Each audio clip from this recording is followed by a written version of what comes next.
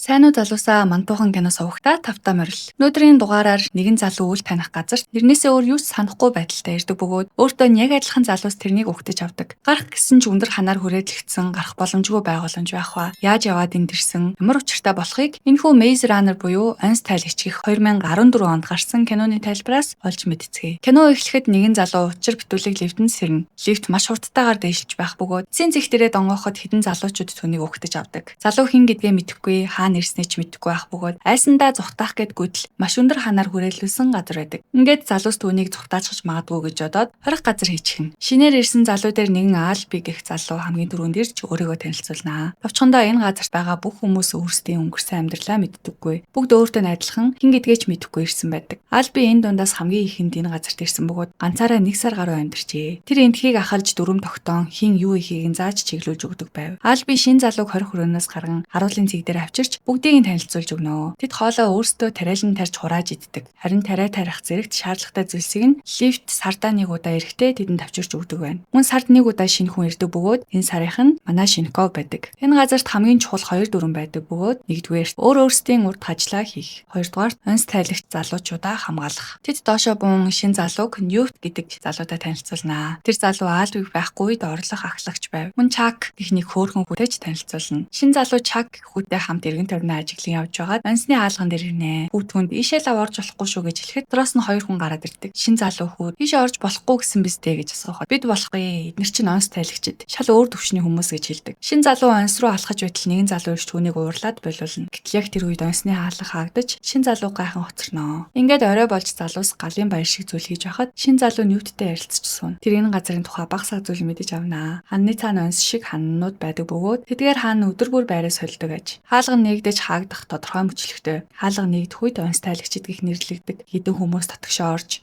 гарах гарц олохын тулд судалгаа хийдэг байв. Залуусыг мөн хэд хэдэн бүлэгт хуваасан байдаг. Жишээ нь барилгачид, мод тайрагчид, онц тайлагчид, эмч гэх мэт. Залуучууд нэгэн тоглоом тоглож явах бөгөөд тойрог дотроос гарсан хүн нь ялагдана. Тэмцээн шин залуу орноо. Гали гэх нэг ууртай залуутай шин залуу маань овоо хөргөн үзэлцэж байтал Гали тэрнийг дэгээдээ дунгачдаг. Шин залуу харин унахтаа нэрээ санах бөгөөд түүний нэрийг Томас гэдэг байв. Нэрээ сансанд нь бүгд баярлцгааж удалгүй бүгдээрээ унтахаар хэвтэнэ. Томас унтаж байхдаа зүүдэндээ хачин зүйл зүүдэлнэ. Тэр лабораторид байгаа юм шиг бас нэг эмэгтэй тэрнийг дуудаад байгаагаар зүүдэлж эхэлдэг. Маргааш нь Томас Ньютээс ханан дээр авирч болох уу? Лифтэнд суугаад доош бууж болох уу гэх мэт гар харгуудыг асуунаа. Ньют харин тэд бүгдийг нь аль хэдийнэ туршиж үзсэн ч бүтлгүүцсэн гэдгийг хэлдэг. Тэгээ Томасыг ойруу орж ялцмаг аваад ирээ гэж явуулдаг. Томас ой дотор явж байтал нэг залуу галзуурсан юм шиг түүн рүү дайрч эхлэх бөгөөд чамаас л болсон чи хийсэн гэж хашгирсаар Томас руу дайрч байхад Томас арай гэж зүхтэнэ. Залуус Томасын тусламж гуйх дуугаар очин галзуурсан залууг холдуулахад нөгөөт нь гэгэн цагаан өдөр онц дотор нэгэн амьтанд хазуулаад галзуурчгаж. Альби Томастай ярилцж байхдаа тэр чам руу юу гэж хашгирч байсан бэ гэж асуухад Томас энэ бүх зүйл надаас болсон гэсэн намайг харсан гэсэн гэж хэлдэг. Одоо энэ галзуурсан залууг яах вэ гэд ярилцсны эцэст түүнийг онцны өмнө аваачна. Бүгд тойрон зогсож байгаа хан хаагдах үед түүний хүчээр түлхсээр байгаад ханны цаана үлдээдэг.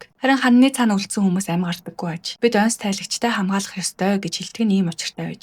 Амьтад ханны наан гарч ирдэггүй учраас өдөр үлдсэн хүмүүс аюулгүй байдаг. Харин онц тайлагчид ханны цаана хазуулах аюултай өдөр бүр тулгардаг байж. Ингээд залуус нэг залуугаа алдаж гуниктайгаар өөрсдийн хийх зүйлсээ хийцгэн. Орой болж Томас ахаад л нөгөө лабораторид байгаа зүйдээ зүйдлэнэ. Маргааш нь Альби Мино хоёр онц руу орно. Гэвч үдээс хойш өнгөртөл тэд огт гарч ирэхгүй байсанд залуус санаа зовон үүдэнд нь хүлээн зогсоно. Гэтэл хаалга хаагдаж эхэлнэ. Яг тэр үед Мино тэндээс бэртэл авсан Альбиг чирсээр ирж байдаг. Хаалга яг хаагдах гэж байхад Мино наашаа гарч чадахгүй гэдгээ мэддэг. Залуус читгэл алдан зогсож байхад Томас гэнэт онц руу гүйж орно. Яг хаалга хаагдахаас өмнө амжиж орч чаддаг. Мино Томаст "Дөнгөж сая чи өөрийгөө алчглаа" гэхэд Томас яагаад гэж асуудаг. Мино "Энд үлдсэн хүн амьд гардаггүй юм аа" гэж хэлнэ. Томас харин "Альби яасан юм бэ" гэж асуухад Мино "Хазуулчихсан юм аа" гэж хариулдаг. Мино Томас хоёр Альбиг нэг хананд уяад нуух гэж байхад нөгөө амьтан тэдний араас хөөгөөд ирнэ. Мино харин "Уучлаарай" гэж лээ цухтаачдаг. Томас Альбиг орхиод явж чадалгүй тэндээ үлдэж өвсний дунд нуутдаг. Бодлого нөгөө амьтан Томасын байгаа газарт ирнэ. Тэр амьтан биологийн нэг төрлийн аалт шиг боловч зарим хэсэг нь лаборатори тонголсон мэт төмөр оруулахтай маш сонио амьтан байв. Амьтан Томасыг харалгүй өнгөрөөд явж байтал Томас нууцсан газараасаа гарч ирнэ. Тэр Альбиг эвтэйхэн хананд тогтоогоод нөгөө амьтны явсан зүг рүү сануучрахын алхаж явтал амьтны шүлсэн дээр гიშгчгнэ. Гайхан доош харж байтал гიშгсэн зүйлдээ дээрээс нь гожиж эхлээд дээшээ артал нөгөө амьтан дээрээс нь буугаад ирнэ. Ингээд амьтан Томас руу дайрч эхэлнэ. Томас цугцаар нэг мухардтал газарт хүрдэг бөгөөд тэр нөгөө талын хан руу үсэрч ургамлаас барьж аваад зүгддэг. Нөгөө амьтан ч мөн дагаад үсэрнэ. Гэтэл ургамал амьтны жинг даалгүй ханнаасаа хохорч Томас амьтан хоёр хоёулаа доошоо унана. Томас азар ургамлыг биеэсээ салгаад цаашаа зугтдаг. Харин нөгөө амьтан ургамалд орооцолтод хоцорно.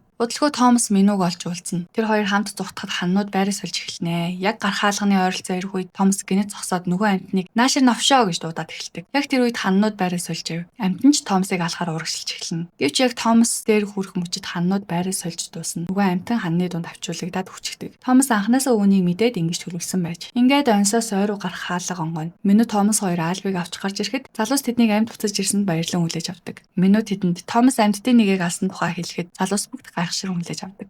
Удалгүй үзэгдэл солигдож залуус хурал хийж явлаа. Гайли хурлыг ахалж явах бөгөөд бид 4 журмаад акха болсноос хойш зарим зүйлс өөрчлөгдөж алдаж байна. Үүнд Томас буруутай. Тиймээс түүнийг шийтгэе гэсэн утгатай зүйл ярьдаг. Гэвч залуусын ихэнх нь үүнтэй санал нийлэхгүй байв. Тэгээд Минугаас чи юу гэж бодож байна гэж асууна. Мину бидний хинж тэр амьтныг алж байгаагүй. Хинж тэнд амьд үлддэггүй байсан. Харин Томас альбыг хамгаалахын тулд амиа золиослон орж амьд гарч чадсан. Тиймээс бид түүнийг онц тайлагч болгомоор байна гэж хэлдэг. Залуус бүгд шуугилдаж эхэлнэ. Яг тэр үед лифт ирж будуу гардаг. Залуус сандран очиж үзээд лифтний хаалгыг нээхэд дотор нэг охин ирсэн байв. Тэр охинтой хамт нэг бичиг байсан бөгөөд дээр нь энэ бол сүүлчийнх нь гэж ütсэн байлаа. Охин гинэт ухаан оронгуудаа Томас гэж хэлчихэд буцаад ухаан алдна. Залуус бүгд гайхширч цоцорноо. Харин Гайли энэ явдлыг ч мөн Томастай холбоотой гэж бодон буруутгасаар байв. Тэр Томасаас болж дахин шинэ хүн ирэхэ болно гэж бодож байлаа. Ингээд охиныг эмчийн урц руу авчиг хэвтүүлж залуус түр тарцгаад Мину Томас болон өөр 3 залуус онс руу орноо. Тэд онс дотор саяхан ханан шахагдаж үхсэн амьтны зогц дээр очиж хардаг. Тэр амьтан төмөр, цус, янз бүрийн идэрхтэн холилдсон. Яг юу гэмээр нь мэддэхгүй аимшигтай зүйлээ. Мину харин зогцос дундаас 7 гэсэн тоотой Wicked гэж тэмдэглэснийг төхөөрөмж гаргаж ирнэ. Тэсрэх бөмбөг шиг харагдаж байсан ч тэсрэхгүй байгаад бол тэсрэх бөмбөг лав биш болтой. Ингээд тэд ойруугаа буцаж очиод энэ юу болох талаар бодож эхэлнэ. Залуус хурлаа өргөжлүүлэн Гайли Томас талны өчр байна. Түүнээс болоод юмс өөрчлөгдөж биднийг нэгтгэж байсан ганц зүйл болох дүрм устж байна гэж хэлдэг. Ньют харин тэгээ чи яг юу хийхийг хүсэж байгаа юм бэ гэж асуухад Гайли түүнийг шийтгэе гэж хэлдэг. Харин Ньют тэгвэл түүнийг нэг шүд 20 хүрээнд тарья гэхэд Гайли гайхаж үгүй ээ гэтэл Ньют хин ч өмнө нь ийм зүйл олж ирж байгаагүй. Маргаашнаас Томасыг онц тайлагч болголоо. Маргаашнаас ажиллаа эхлээрээ гүйцээ гэж хэлэхэд Томас Ньютад баярлаад өнгөрнө. Ингээд Томас нэг шүн хоригдохоор болноо. Удалгүй Мину Томасыг дагуулan ойроо ордог бөгөөд тэнд нэг урт тусгасан байв. Дотор нь ороход модоор хийсэн онцны жижиг загвар байрлуулсан байлаа. Мину Томаст бүх хан булан бүрийг очиж судалж үзнэ хэлдэг. Тэд ханнуудын байршлыг тэмдэглэж өдөр бүр яаж өөрчлөгддөг зүй тогтлыг хүртэл олсон байв. Харин онцны төгсгөлөөс таашаа гарах гарцыг огтолж чадаагүй байж.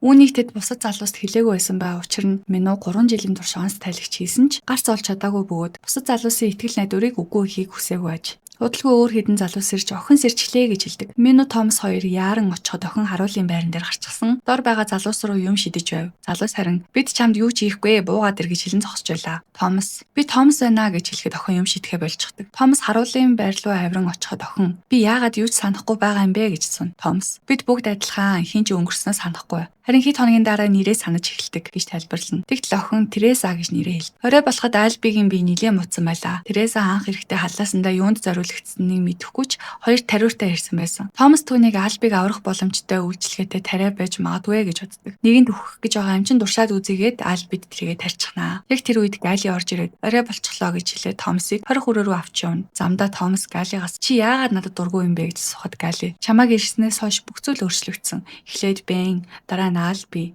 Тэгээд энэ охин чи энэ охиныг таньж байгаа гэдгийг би мэдчихээнаа гэж хэлдэг. Томасыг хоригдож байгаад нөгөө хөөрхөн мандуургүй ирнэ. Тэр Томас дидэж уух зүйл авчирч өгөөд онц тайлагчид хоосон одоодтой явж болохгүй шүү дээ гэж хэлдэг. Дараа нь бас нэгэн зүйлс гаргаж ирээд хизээ нэгэн цагт аав ээжтэй минь уулзах юм бол энэ зүйлтийг өгөөрэй гэж Томаст өгдөг. Харин Томас үгүй чи өөрөө өгөө. Бид бүгдээрээ хамтдаа эндээс гарч чаднаа гэж хэлснээр шөнө өнгөрнө. Маргааш нь Томас Мину хоёр онс руу нөгөө 7 гэсэн тотоо төхөөрөмжийг барин орноо. Тэр зүйл зарим байршилд очиход дуурч өөр тийш явхад уурхаа болж байгааг Томас анзаарна. Ингээд тэрнийг нэг төрлийн чиглүүлэгч байж магадгүй гэж ойлгоно. Тэд төхөөрөмжийг барин явсаар байтал нэг хаалга шиг зүйл дээр ирж зогсно. Чиглүүлэгч ногоон гэрэл асаж гарц зэдэ хүчиж эхэлдэг. Тэгэхээр тэр төхөөрөмж гарах хаалганы түлхүүр байж магадгүй байж. Гарах гарцыг оллоо гэж бодтол ханнууд байраа өөрчилж эхэлнэ. Мино Томас хоёр буцах хэрэгтэй гэж шийдээд арай гэж зүхтаж ойруугаа буцаж ирдэг. Буцаж ирэхэд нь Галли Томаст уурлан чамаас болоод ийм зүйл боллоо гэж хэлнэ. Харин Томас "Тэг чи энд бүксээ авчид юу хийж исэн юм" гэж хэлснээр тэд муудалцаж эхэлнэ. Яг тэр үед Альби сэрчглээ гэсэн дуугарч бүгд Альби дээр очино. Альбигийн бие арай дээрцэн байх бөгөөд тэр бүх зүйлээ сансан байдалтай сэржээ. Альби Томас "Чи хамгийн шилтгэн байсан. Бид эндээс гарч чадахгүй. Энэ бүх зүйл чамаас болсон" гэж хэлж байтал гинэт залуу сандралдаж эхэлнэ.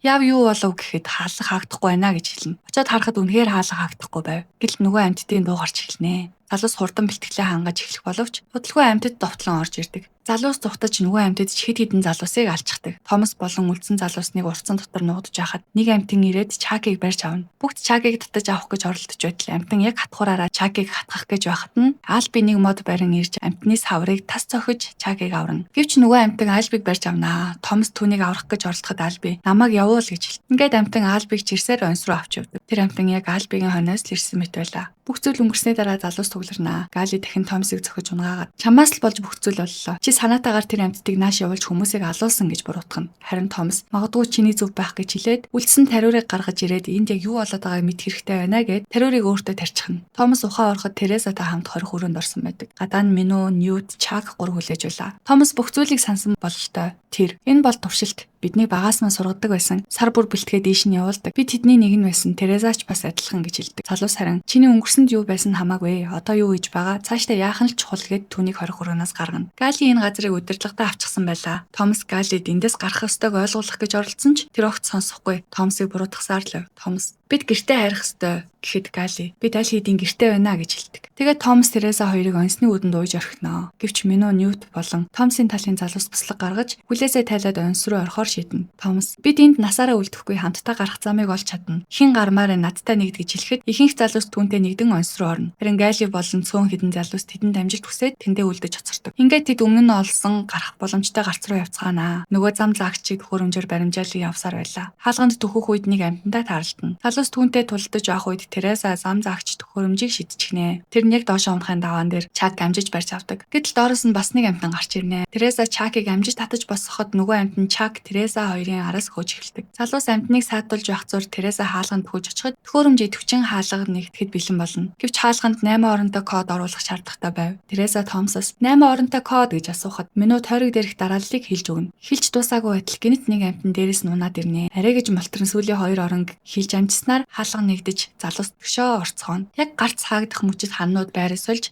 амьтад хананд авчуулагдан өгдөг. Ингээд тэд хаалгаар ортол нэг хонгил байв. Хонглыг даган явсаар гарц гисэн хаалгаар ороход тэднийг өвгсөн цагаан алааттай хүмүүс лаборатори шиг орчин угтана. Тэнд олон дэлгэцүүд байх ба тэднийг ажиглаж байсан мэт харагддаг. Нэг компьютер дээр бичлэг автоматар тоглогдож эхэлнэ. Тэнд нэгэн эмэгтэй гарч ирээд "Би бол доктор Эва. Та нарын төлөө хийсэн бүхэн маань учир шалтгаантай. Та нар яагаад энд байгаагаа санахгүй байгаа ах? Бид яагаад та нарыг цуглуулсан бэ гэвэл нар дэлхийд асар их хохирол учруулсан. Гэхдээ энэ нь хамгийн том асуудал биш ээ. Дэлхий дээр тахал тархаж хүний тархинд хүчтэй нөлөөлөх болсон. Хүнийг эдгэх арга байхгүй. Тиймээс бид залуучуудыг сорж хүнд нөхцөл дүсгэж тархины ажиллагааг нь судлах хэрэгтэй болсон. Та нар бол маш үнэсэнтэй хүмүүс. Бид та нарыг хамгаалахын тулд энд байлгасан" гэж хэлдэг. Тэр эмэгтэй "Сайн санаж ав. Викэд бол сайн зүйл" гэж хэлээд өөрийгөө буутчихна. Ингээд залуус хаалгаар гарах гэж байтал хаанаас ч юм Галли буу барьсаар гарч ирнэ. Тэр "Бид явж болохгүй. Та нар тэнд ирэх чөлөөтэй байна гэж бодоод байна уу? Эндээс дээр газар гэж байхгүй" гэж хэлдэг. Яг тэр үед Тереза Галли хазуулсан байгааг анзаарна. Галли Томасыг буудах гэж байхад Мино өрсөж түн рүү жад шидэн буутахыг нь болиулна. Гэвч Чак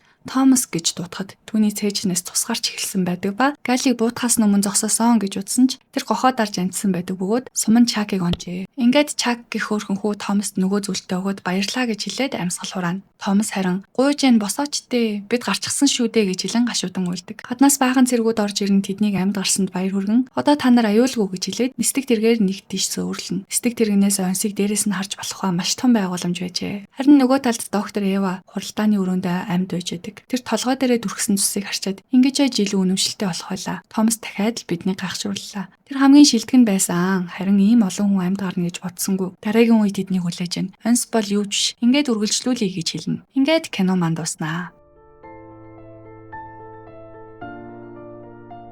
Тэгэхээр киноны маань үргэлжлэл байгаа байх нэ. Киноны маань 2 дугаар анги 2015 онд гарсан бөгөөд дараагийн дугаараараа 2 дугаар ангийг нь тайлбарлаж өгье. Тэр болтол мантуухан суугаа subscribe хийгээд өмнө нь оруулсан кино тайлбараа үзээд хүлээж аваарай. Энэ хүртэл үзсэн үзэгчдэдээ баярлалаа. Лайк дарахаа мартваа. Баяр таа.